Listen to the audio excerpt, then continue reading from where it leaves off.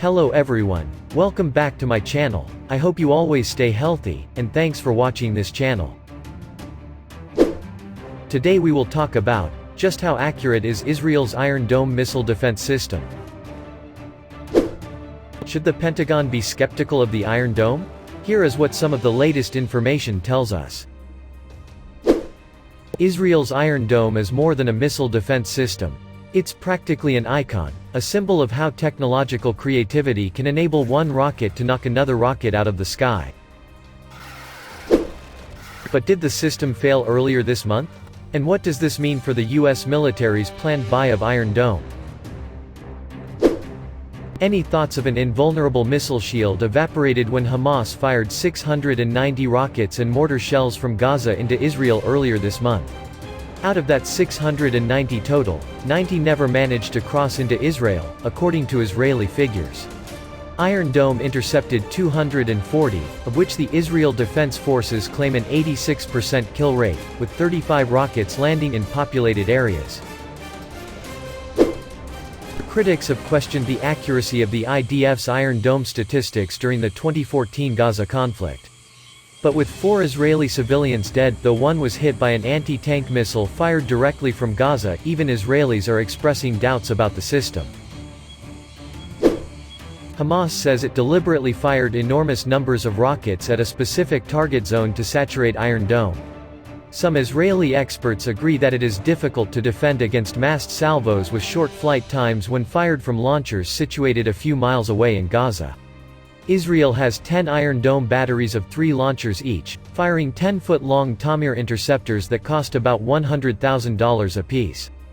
Hezbollah, the Iranian-backed force in Lebanon, has an estimated 130.000 rockets. However, assessing the effectiveness of Iron Dome isn't easy.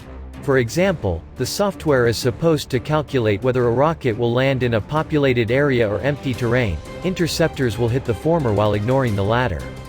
So, if a Hamas rocket landed on Israel, was it because Iron Dome failed to intercept it, or Iron Dome chose to ignore it because it didn't pose a threat? Ted Postel, professor emeritus at the Massachusetts Institute of Technology and a longtime critic of Israeli and American missile defense, said YouTube video of Iron Dome interceptions showed the system isn't working. To hit and destroy the warhead, rather than the missile fuselage, an Iron Dome interceptor must strike a rocket head-on, according to Postel. The video that shows contrails from interceptors doing U-turns, or diving down on their target, indicates that the interceptor did not destroy the warhead. Postel dismissed the IDF's claim of an 86% interception rate. 5 to 10% is more likely, he said. It's not Iron Dome. It's Iron Sieve. The latest performance of Iron Dome, first deployed in 2011 and used extensively against Hamas rockets in the 2014 Israel-Gaza conflict, will interest the U.S. Marine Corps. The Marines are considering whether to purchase Iron Dome to defend against rocket attacks. Iron Dome has also been mentioned as a possibility for the U.S. Army. But the most important question is what Iron Dome's latest combat record means for strategic missile defense. Hamas's saturation tactics illustrate the problems faced with stopping ICBMs from Russia, China or even North Korea. An attacker can overwhelm ballistic missile defenses by firing enough missiles and warheads, or at least enough warheads plus decoys to confuse the defense system. But James Acton, a missile defense expert at the Carnegie Endowment for International Peace, says not to read too much into Gaza when it comes to U.S. strategic missile defense. Without knowing whether Iron Dome deliberately avoided intercepting some Hamas rockets, or tried but failed to intercept them, it's hard to judge the effectiveness of the system.